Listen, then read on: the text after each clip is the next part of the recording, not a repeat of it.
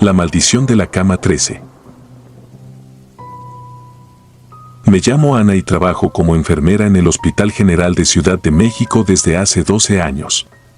Durante mi tiempo aquí, he visto de todo: emergencias caóticas, milagros inesperados y tragedias que rompen el alma. Pero nada, absolutamente nada, se compara con lo que ocurrió una madrugada de abril de 2016. Es una experiencia que me marcó profundamente y que, a pesar del tiempo, no he podido olvidar. Por más que lo intente, lo vivido en la sala de urgencias aquella noche parece haberse quedado grabado en mi memoria como un tatuaje imborrable. Eran las 2:47 de la madrugada cuando lo trajeron. Nadie sabía quién era. No traía identificación, sus ropas estaban desgastadas y cubiertas de tierra, como si hubiera estado vagando por semanas. El paramédico que lo trasladó solo mencionó que lo encontraron tirado cerca de un puente, inmóvil pero aún respirando. Sus signos vitales eran débiles, su pulso irregular y sus pupilas parecían fijadas en algún punto distante, aunque sus ojos estaban abiertos. Lo asignamos a la cama 13, la única disponible en urgencias aquella noche. Esa cama siempre había tenido mala fama entre el personal, pero en medio del caos no había tiempo para supersticiones. Desde el momento en que cruzó las puertas de la sala, todo se sintió fuera de lugar. No había ningún olor especial, ningún sonido extraño, pero algo en el ambiente cambió, como si el aire se volviera más pesado, más denso. Al intentar conectarlo a los monitores, las máquinas comenzaron a fallar inexplicablemente. Primero, el monitor cardíaco empezó a marcar cifras imposibles, 200 pulsaciones por minuto y luego 0, de un instante a otro. Reiniciamos el equipo, pero el problema continuó. Intentamos cambiarlo de dispositivo, pero el segundo monitor ni siquiera encendía. La enfermera a mi lado, Patricia, murmuró algo sobre lo raro que estaba todo, pero ambas seguimos trabajando sin decir más. Lo estabilizamos lo mejor que pudimos, aunque su estado seguía siendo crítico. Su presión arterial era tan baja que parecía imposible que estuviera vivo. Los médicos decidieron intubarlo, pero cada vez que nos acercábamos a su rostro, parecía que el ambiente se enfriaba alrededor. Su piel era pálida, casi traslúcida, y su respiración era apenas perceptible. Hubo un momento en el que sentí que no estábamos tratando con un ser humano normal, pero lo descarté como simple cansancio. No era la primera vez que me tocaba un caso extraño. A las 4:13 de la mañana, todo terminó.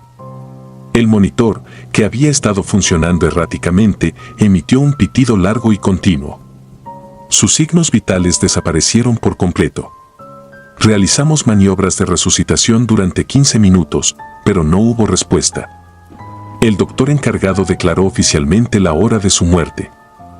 Recogimos el equipo, cubrimos su cuerpo con una sábana blanca y dejamos la habitación lista para que el personal de la morgue lo recogiera.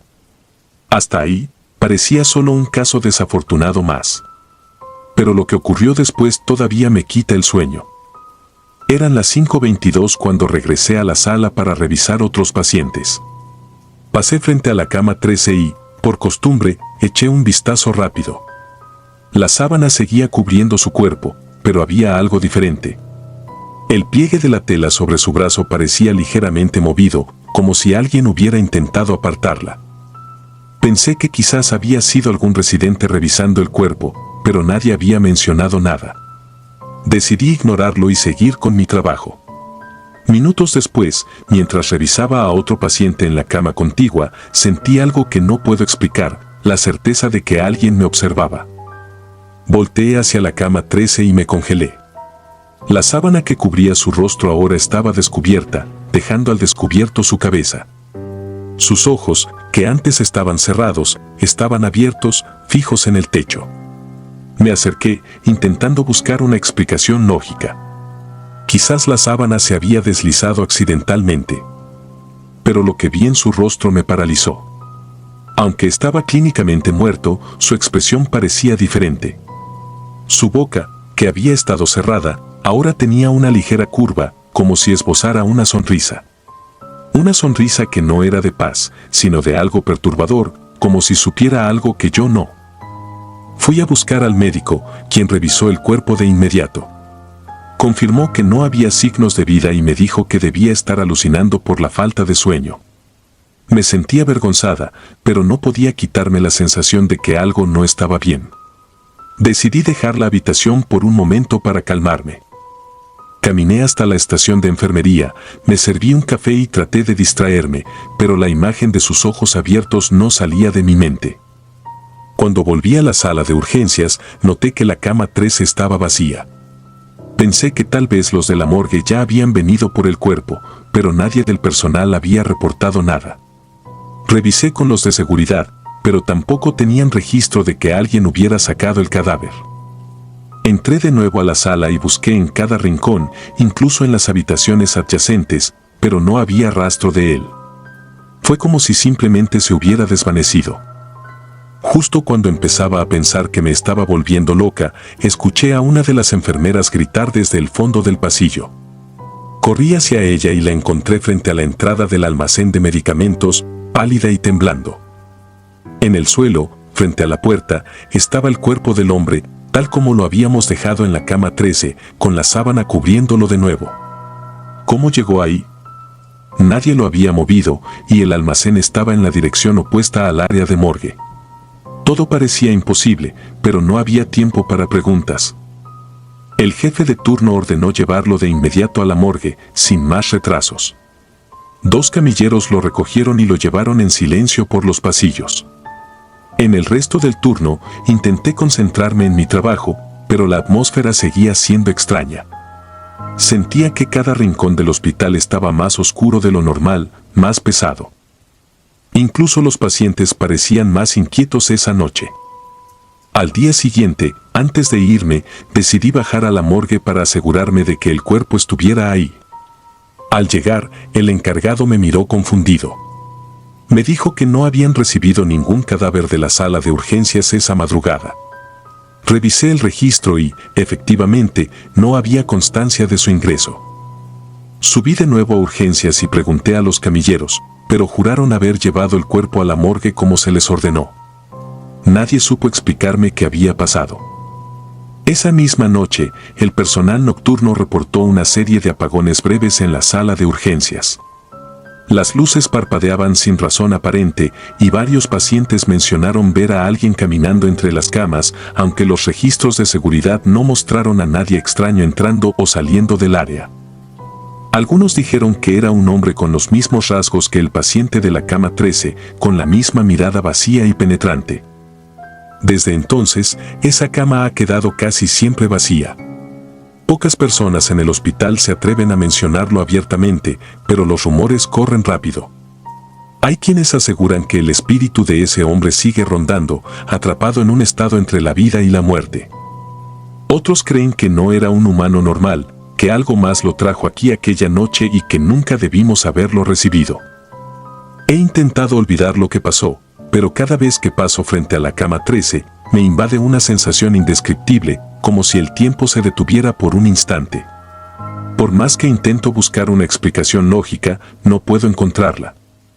A veces, en las noches más tranquilas, mientras reviso a los pacientes, me parece ver algo desde el rabillo del ojo, un destello, una sombra. Pero cuando volteo, no hay nadie. Lo que ocurrió con ese hombre sigue siendo un misterio, uno que probablemente nunca se resuelva. Sin embargo, hay algo de lo que estoy segura, no todos los que llegan al hospital buscan ayuda. Algunos traen consigo algo mucho más oscuro, algo que no pertenece a este mundo y que quizás nunca se irá del todo. La risa en el pasillo 3. Las noches en el hospital tienen una particularidad que no encuentras en ningún otro lugar. Cuando el mundo afuera duerme, dentro, los pasillos parecen un universo paralelo donde el tiempo se detiene y las historias que nunca deberían contarse comienzan a manifestarse. Trabajo como enfermero en el turno nocturno del Hospital General de Guadalajara, en el área de pediatría. He estado aquí por casi 5 años, pero lo que ocurrió en 2019 sigue siendo la experiencia más perturbadora de mi vida. A veces, mientras intento dormir después de un turno, cierro los ojos y la veo en ese mismo pasillo. Su risa sigue resonando en mi memoria, como si nunca hubiera salido de ahí. El rumor comenzó como suelen empezar estas cosas, entre bromas y comentarios al aire de los compañeros. Se hablaba de una niña con trenzas que aparecía en el pasillo 3, justo donde están las habitaciones de aislamiento.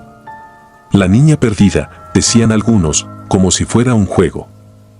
Según los relatos, solía aparecer cerca de la medianoche y desaparecía sin dejar rastro, siempre en el mismo lugar, frente a la puerta 317. Nadie le daba demasiada importancia al principio. En un hospital, especialmente en turnos nocturnos, estás tan acostumbrado al cansancio y al estrés que empiezas a ver cosas que no están ahí. Era fácil culpar a la fatiga, al reflejo de una luz o a una mente demasiado activa. La primera vez que escuché sobre ella fue durante un descanso. Una enfermera mencionó entre risas que alguien había visto una figura pequeña caminando sola por el pasillo, pero al ir a buscarla, el lugar estaba vacío. Debe ser algún niño levantándose de la cama, pensé, pero algo en su expresión me inquietó. No había dicho nada gracioso, y, sin embargo, la mayoría de mis compañeros cambiaron de tema rápidamente. Había una tensión en sus rostros que no pude dejar de notar. Pasaron semanas sin incidentes hasta que llegó una noche particularmente tranquila. Apenas teníamos pacientes en pediatría y, como siempre, me asignaron a hacer rondas por los pasillos para revisar que todo estuviera en orden. Eran las 2:15 de la madrugada y la calma era abrumadora. No se escuchaba ni el zumbido del sistema de ventilación. Era una de esas noches en las que el hospital parece estar en pausa, un silencio tan absoluto que incluso tus propios pasos parecen un estruendo. Cuando giré hacia el pasillo 3, la vi por primera vez. Era pequeña, no más de 7 u 8 años. Llevaba un vestido blanco sencillo y el cabello peinado en 2 trenzas. Estaba parada frente a la puerta 317, inmóvil. Lo primero que pensé fue que algún niño se había escapado de su cama, así que caminé hacia ella para ayudarla a regresar. Pero a medida que me acercaba, algo no cuadraba. Estaba demasiado quieta. No se giraba, no hacía ruido, ni siquiera parecía respirar. Era como si estuviera pintada en el aire, una figura que no pertenecía al entorno. Cuando estuve a unos pasos de ella, de repente, ya no estaba. El pasillo estaba vacío, como si nunca hubiera estado ahí. Miré a mi alrededor, buscando una explicación lógica. Tal vez había corrido hacia alguna de las habitaciones, pensé. Revisé todas las puertas cercanas, pero los pacientes estaban dormidos y sus monitores en calma. No había nadie despierto, nadie que pudiera explicar lo que acababa de pasar. Me repetí que debía ser el cansancio. Había estado trabajando turnos dobles por varias semanas y la falta de sueño empezaba a hacerme imaginar cosas. Sin embargo, algo seguía molestándome. La claridad de la imagen de esa niña no parecía propia de una alucinación. Incluso ahora, puedo recordar cada detalle de su rostro, la palidez de su piel, el brillo inexplicable en sus ojos oscuros. Durante los días siguientes, no pude sacarme la imagen de la cabeza. Comencé a preguntar a mis compañeros sobre la historia de la niña. Algunos evitaban el tema por completo, mientras que otros compartían fragmentos de relatos que parecían demasiado parecidos a lo que yo había vivido. Una enfermera mayor me dijo, con un tono que parecía más un consejo que una broma, que evitara el pasillo 3 a altas horas de la noche. Según ella, nadie había visto a la niña de cerca y salido ileso de la experiencia. No quise prestarle atención, pero una parte de mí no pudo ignorar el miedo en su voz. Fue entonces cuando decidí investigar por mi cuenta. Revisé los registros del hospital buscando incidentes relacionados con el área de pediatría. Lo que encontré me dejó sin palabras. Hace casi 10 años, una niña llamada Camila había fallecido en la habitación 317. Era una paciente regular del hospital, conocida por su condición crónica y su dulzura. Los reportes indicaban que murió tras un error médico, una dosis incorrecta de medicación administrada por accidente. Lo que más me inquietó fue la fecha de su muerte. Ocurrió exactamente el 3 de abril, el mismo día en que la vi por primera vez en el pasillo. Esa noche, el pasillo 3 estaba más vacío que de costumbre. Las luces parpadeaban ligeramente, como si lucharan por mantenerse encendidas. Mis rondas me llevaron una vez más a esa zona y aunque intenté no pensar demasiado en lo que había leído, el recuerdo de su rostro seguía persiguiéndome. Pasé frente a la puerta 317 y me detuve. Había algo extraño en el aire, una sensación de quietud que no podía ignorar. Miré hacia el fondo del pasillo y allí estaba ella, exactamente en el mismo lugar donde la había visto la primera vez. Esta vez no traté de acercarme. Me quedé observándola desde lejos, tratando de entender qué estaba viendo. Fue entonces cuando ocurrió algo que nunca podré olvidar. La puerta 317, que había estado cerrada desde que comenzó mi turno, se abrió lentamente, como si alguien la empujara desde el interior. Miré hacia la niña, pero ya no estaba. En su lugar, la puerta permanecía entreabierta, dejando ver solo oscuridad en su interior. Me acerqué con cautela, sintiendo una presión extraña en el pecho. Dentro de la habitación no había nada fuera de lo común. La cama estaba vacía, los monitores apagados. Sin embargo, al mirar al piso, noté algo que me dejó helado. Había huellas pequeñas, húmedas, como si alguien hubiera estado caminando descalzo por ahí. La seguí con la mirada hasta el marco de la puerta, donde terminaban abruptamente, como si quien las dejó simplemente hubiera desaparecido. En los días siguientes, más compañeros comenzaron a hablar de la niña. Algunos la habían visto en el reflejo de las ventanas, otros en los monitores de seguridad. Pero lo que todos tenían en común era la misma sensación de que algo estaba profundamente mal en ese pasillo. Aunque intenté mantenerme profesional y no dejar que el miedo se apoderara de mí, comencé a notar pequeños cambios en mí mismo. Las noches parecían más largas y el tiempo en el hospital se volvía cada vez más pesado. Algunos pacientes empezaron a quejarse de risas lejanas durante las madrugadas, risas que no podían provenir de ningún lugar lógico. Con el tiempo, el hospital tomó medidas. Cerraron la habitación 317 y comenzaron a evitar usar el pasillo 3 durante las noches.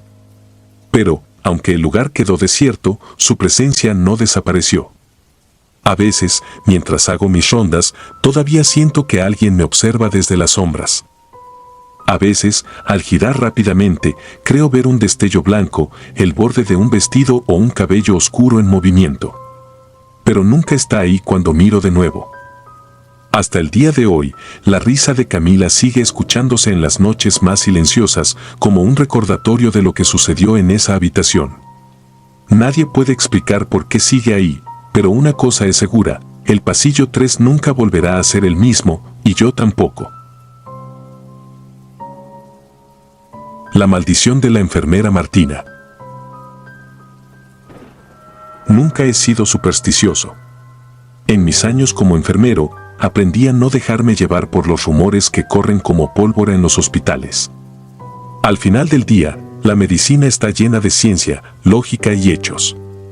Eso es lo que me repetía una y otra vez cuando ingresé al Hospital General de Puebla en 1998.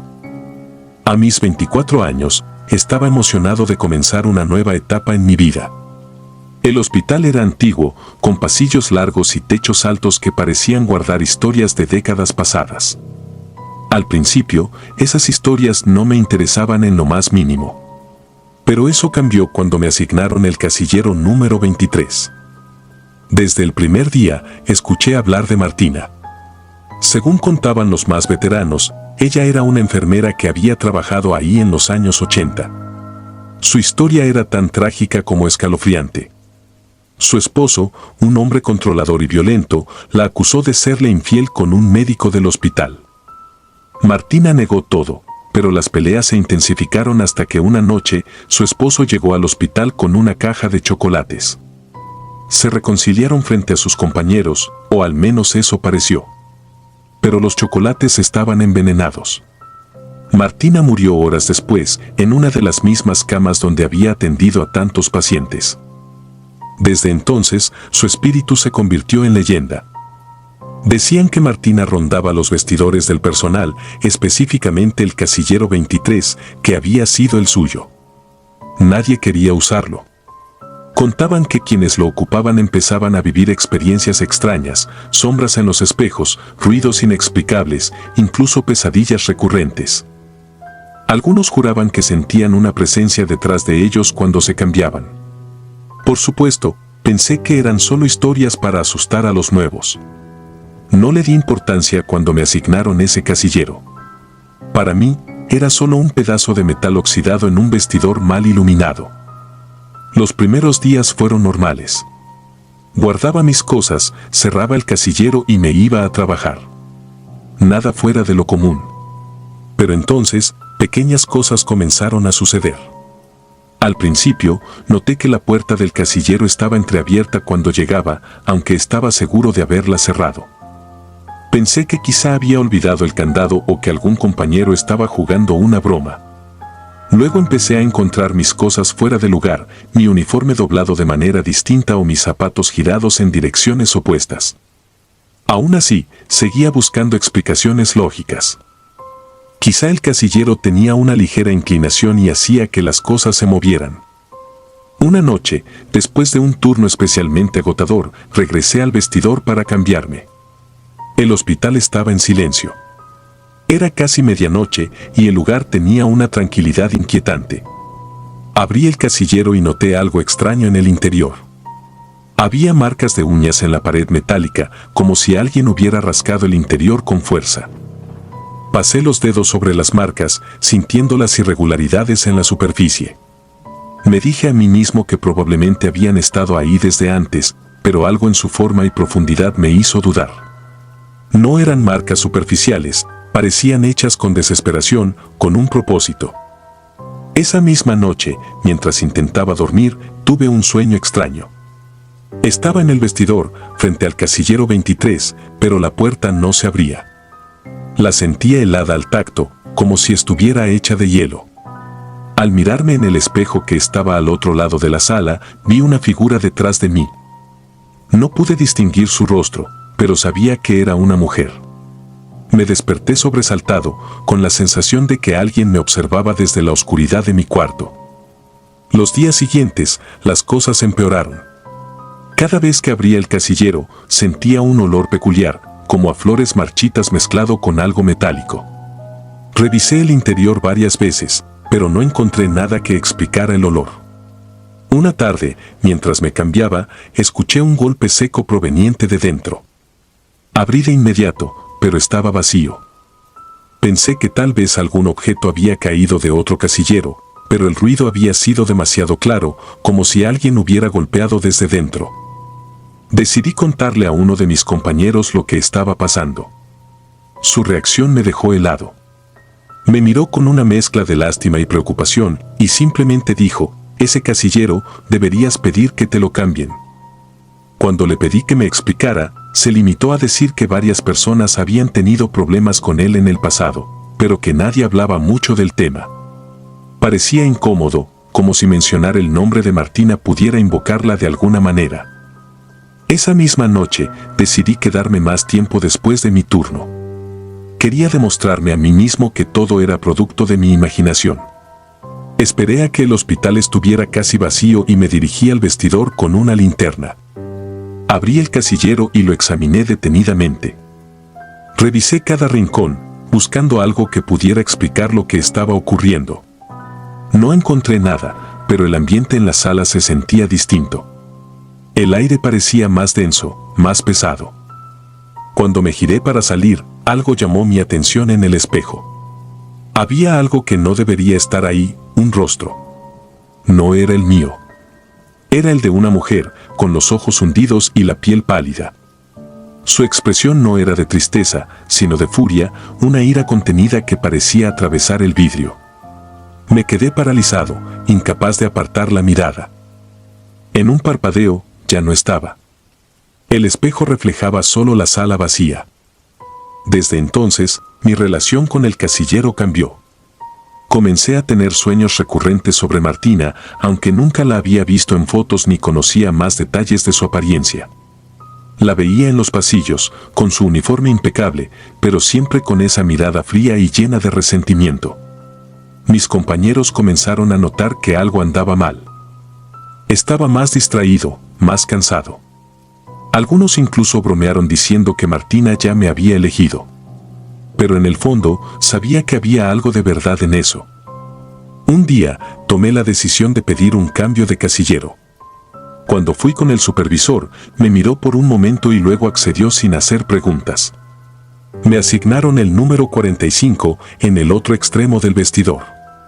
Pero incluso después de cambiarme, la sensación de estar siendo observado no desapareció. Alguien más ocupó el casillero 23 poco después, pero no duró mucho tiempo. A los pocos días, lo abandonó sin dar explicaciones. Con el tiempo, el casillero 23 quedó vacío. Nadie quería usarlo y el personal dejó de asignarlo. Ahora, cada vez que paso por el vestidor y veo esa puerta cerrada, siento una punzada de inquietud. No sé si fue mi imaginación, el estrés o algo más, pero lo que viví en ese lugar es algo que nunca podré olvidar. Algunos dicen que Martina sigue ahí, atrapada entre el odio y el dolor. Y aunque intento no pensar en ello, hay noches en las que todavía veo su rostro en mis sueños, observándome desde el otro lado del espejo, como si estuviera esperando algo. El quirófano maldito. El quirófano tiene una energía distinta a cualquier otro lugar del hospital. Es un espacio donde la vida y la muerte convergen, donde cada segundo cuenta y donde no hay margen para errores. Después de 15 años como enfermera quirúrgica en el Hospital Central de Monterrey, pensaba que ya lo había visto todo: emergencias imposibles, complicaciones inesperadas y milagros que desafiaban la lógica médica. Pero lo que ocurrió en el quirófano 2 de enero de 2021 me hizo cuestionar todo lo que creía saber sobre la realidad. Es una experiencia que todavía me sigue persiguiendo, incluso ahora, cuando cierro los ojos. Era una tarde como cualquier otra. La cirugía programada era de rutina, una apendicectomía. El paciente era un hombre joven, de unos 28 años, sin antecedentes relevantes. Se encontraba tranquilo y estable al ingresar al quirófano. Yo estaba a cargo de los instrumentos, asegurándome de que todo estuviera en su lugar y listo para la intervención. El equipo estaba completo: el cirujano, 2 residentes, el anestesiólogo y yo. Todo parecía estar en orden. El procedimiento comenzó sin contratiempos. El anestesiólogo administró la anestesia, el cirujano hizo la incisión inicial y los residentes asistían como siempre. La luz blanca y brillante del quirófano iluminaba cada rincón de la sala, reflejándose en los instrumentos perfectamente esterilizados. Yo estaba concentrada, pasando las pinzas y bisturís al ritmo de las indicaciones del cirujano.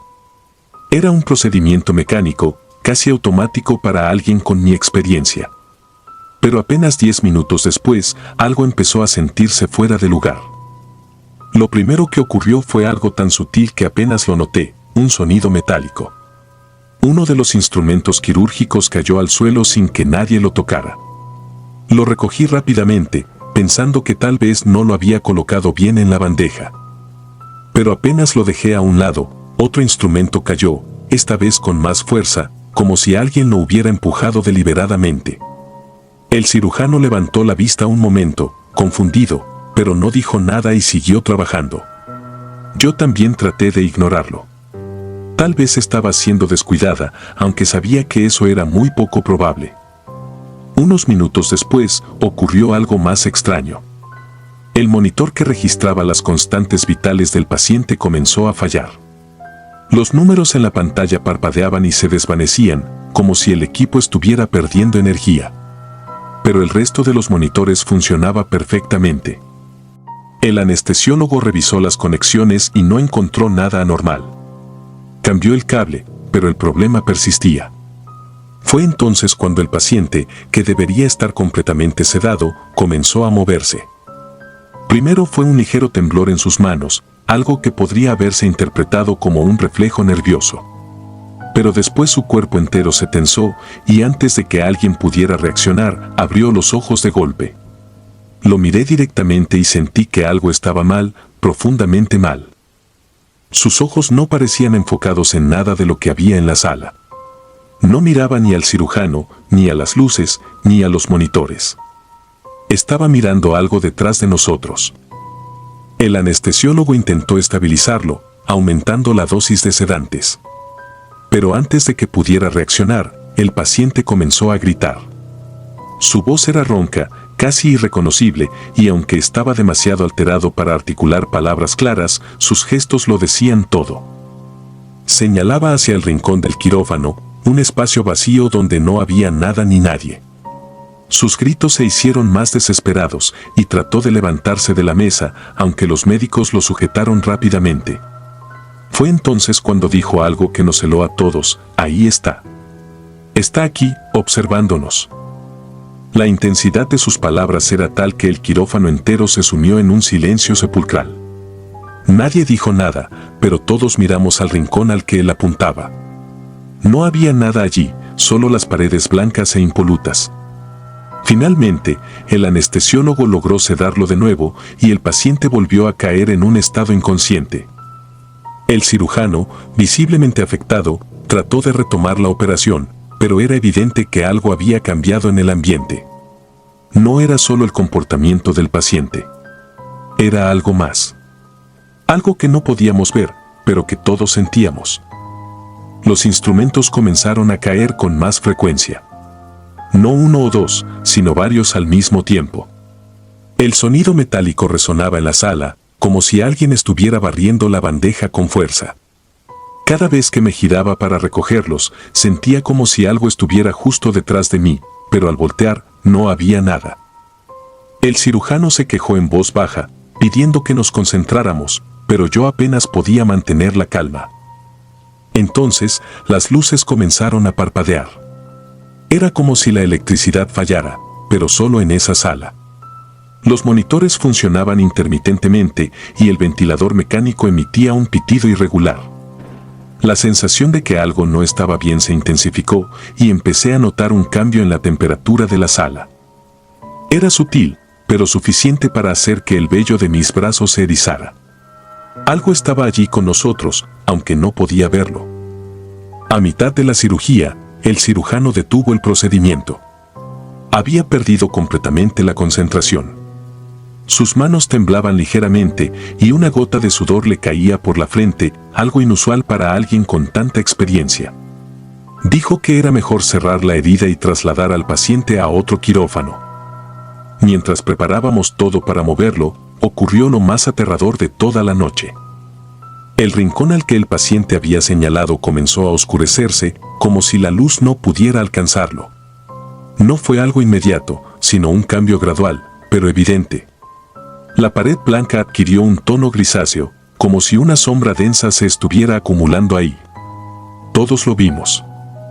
Ninguno dijo una palabra, pero nuestras miradas se cruzaron, confirmando que no era una alucinación colectiva. El cirujano terminó de suturar rápidamente y el anestesiólogo desconectó al paciente para trasladarlo. Mientras lo sacábamos del quirófano, sentí algo que nunca antes había experimentado en mi vida, una opresión en el pecho, como si el aire en esa sala se hubiera vuelto pesado, denso, imposible de respirar. Era como si algo nos estuviera empujando hacia afuera, obligándonos a irnos. Al cruzar la puerta con la camilla, tuve la sensación de que algo estaba detrás de nosotros, observándonos mientras nos alejábamos. El quirófano 2 fue clausurado temporalmente después de ese incidente. Los técnicos revisaron el equipo y no encontraron nada fuera de lo normal. Todo funcionaba perfectamente cuando se probaba fuera del contexto de la cirugía. Sin embargo, nadie quiso volver a usar esa sala. Con el tiempo, los rumores comenzaron a circular entre el personal. Algunos decían que años atrás, un cirujano había muerto repentinamente en medio de una operación en ese quirófano. Otros hablaban de pacientes que nunca despertaron de la anestesia en esa sala, a pesar de no tener complicaciones aparentes. Desde ese día, evito pasar cerca del quirófano 2. Incluso ahora, años después, cada vez que pienso en lo que ocurrió, siento un nudo en el estómago. No sé qué fue lo que vimos o lo que ocurrió realmente en esa sala, pero estoy segura de que no fue algo normal. Hay cosas que la ciencia no puede explicar, cosas que no deberían estar en lugares como un hospital. Y aunque nunca lo admitiría frente a mis compañeros, a veces, mientras camino por los pasillos en las noches más silenciosas, todavía siento que algo me observa desde la distancia, esperando a que vuelva a entrar en ese quirófano maldito. El uniforme maldito. En un hospital, los objetos tienen un peso que va más allá de su utilidad. Camillas, bisturís, sillas de ruedas y hasta los uniformes son testigos mudos de los momentos más intensos de la vida y la muerte. Pero a veces, esos mismos objetos parecen absorber más que el desgaste del tiempo. Mi nombre es Sofía, soy enfermera desde hace casi 20 años y en 2019 presencié algo que me hizo reconsiderar todo lo que pensaba sobre el lugar donde trabajo. No fue un caso médico extraordinario, ni una emergencia fuera de lo común. Fue un uniforme olvidado, una prenda insignificante en apariencia, pero que cambió el ambiente de todo el hospital. Todo comenzó con Isabel, una enfermera que había llegado hacía apenas 2 semanas. Joven, entusiasta y siempre dispuesta a aprender, Isabel encajó rápidamente con el equipo, aunque algunos de nosotros notábamos que tenía una curiosa tendencia a ignorar las advertencias o recomendaciones que le dábamos. Parecía pensar que todo era exageración o simple bromería del personal más veterano. En aquel entonces, en la sala de descanso del segundo piso, había un uniforme azul perfectamente doblado que llevaba meses ahí, en el fondo de un estante. Nadie sabía quién lo había dejado, ni por qué seguía ahí. Nadie lo tocaba, nadie lo movía. Era como si ese uniforme estuviera olvidado a propósito, como si el aire que lo rodeaba fuera más pesado que el resto de la sala. No sé quién fue el primero en advertirlo, pero todos en el equipo evitábamos esa prenda. Quizá porque, sin razón aparente, nos incomodaba. Había algo extraño en ese uniforme. Cada vez que lo veía, me parecía más oscuro de lo que debería ser. Su tono azul lucía opaco, como si el tiempo hubiera drenado el color. Pero lo que realmente me hacía mantenerme lejos era la sensación de que no pertenecía allí, como si su lugar estuviera en otro sitio o con alguien más. Isabel, sin embargo, no sabía nada de esto. Una noche, al terminar un turno particularmente ajetreado, entró a la sala de descanso empapada de sudor y molesta porque su uniforme se había manchado de sangre. «Voy a usar ese que está en el estante», dijo antes de ponérselo y volver al área de urgencias. Nadie se atrevió a detenerla. Para ser sincera, creo que ninguno de nosotros esperaba que realmente lo hiciera. Cuando salió vestida con él, algo cambió en su rostro. Era casi imperceptible, pero parecía más pálida, más cansada. No le dimos demasiada importancia en ese momento, aunque ahora me arrepiento de no haber dicho algo. Esa misma noche, Isabel comenzó a quejarse de sentirse mal. Se tomó la temperatura, pero no tenía fiebre. Aún así, se veía agotada, como si le hubieran robado toda la energía. Insistió en que estaba bien y terminó su turno, pero al día siguiente su aspecto era aún peor. Llegó con ojeras profundas y el rostro demacrado, como si no hubiera dormido en semanas, aunque apenas habían pasado unas horas desde que la vi por última vez. Le pregunté si todo estaba bien, y solo asintió con una sonrisa débil. Volvió a usar el uniforme azul, como si fuera el único que tuviera. Eso me llamó la atención, porque todos teníamos varios uniformes de repuesto, y era raro que alguien repitiera uno tan seguido, especialmente cuando había otros disponibles. Los días pasaron, y la situación con Isabel empeoró. Su piel se veía cada vez más pálida, y sus manos temblaban al sostener los instrumentos. En varias ocasiones, la sorprendí mirando fijamente hacia la nada, como si viera algo que el resto no podía percibir. Una vez, al acercarme, noté que murmuraba algo en voz baja. No pude entender las palabras, pero su tono era apagado, casi ausente. Cuando le pregunté qué le pasaba, me miró como si no me reconociera. Fue en ese momento cuando empecé a preocuparme de verdad. Una noche, mientras revisábamos los turnos, Isabel me confesó algo extraño. Me dijo que no había podido dormir bien desde que había usado aquel uniforme. Sus sueños estaban plagados de imágenes borrosas, rostros que no podía reconocer pero que parecían observarla con insistencia. Despertaba varias veces en la madrugada, convencida de que alguien estaba en su cuarto, aunque cada vez que encendía la luz, no había nadie. Lo más perturbador era que aseguraba escuchar su nombre. Según ella, la llamaban desde lugares imposibles, desde los rincones oscuros de las habitaciones, desde los pasillos vacíos del hospital y, a veces, incluso desde dentro de los muros. Aunque intenté consolarla, mis propias dudas comenzaban a crecer. Sabía que algo estaba mal, aunque no podía explicarlo. Otros compañeros también empezaron a notar su comportamiento errático. Isabel olvidaba las cosas con frecuencia, y su torpeza en el trabajo se volvió peligrosa. En un hospital, cualquier error puede ser fatal, y algunos sugirieron que tal vez no estaba preparada para el ritmo del turno nocturno. Pero yo sabía que había algo más. Todo esto había comenzado desde el día en que usó ese uniforme. No podía ser una coincidencia. El clímax llegó una madrugada. Habíamos tenido una noche relativamente tranquila, lo cual siempre es extraño en el hospital, como la calma que precede a una tormenta. De repente, un grito desgarrador rompió el silencio. Venía del baño de la sala de descanso. Corrimos hacia allá y encontramos a Isabel en el suelo, con las rodillas dobladas y las manos cubriéndose el rostro. Su respiración era errática y todo su cuerpo temblaba descontroladamente. Cuando logramos calmarla lo suficiente para que nos dejara ayudarla, nos dijo entre lágrimas que había visto algo en el espejo. Aunque sus palabras eran incoherentes, logramos entender lo esencial. Según ella, mientras lavaba sus manos, alzó la vista y vio a una mujer reflejada detrás de ella, de pie, observándola. No era alguien que reconociera, pero la descripción que dio fue escalofriante. Habló de una figura alta, con el rostro parcialmente oculto por una sombra y ojos que parecían brillar en la oscuridad. Dijo que la mujer no se movía, pero que la sensación de su presencia era tan intensa que sintió como si estuviera a punto de tocarla. Después de ese incidente, Isabel no volvió al hospital. Renunció al día siguiente, enviando un mensaje escueto en el que explicaba que no podía continuar trabajando allí por motivos personales. Nadie la volvió a ver y sus cosas quedaron en su casillero durante semanas hasta que alguien las recogió en su nombre. El uniforme azul también desapareció. No sé si Isabel se lo llevó consigo o si alguien más lo movió, pero desde entonces, la sala de descanso nunca volvió a sentirse igual.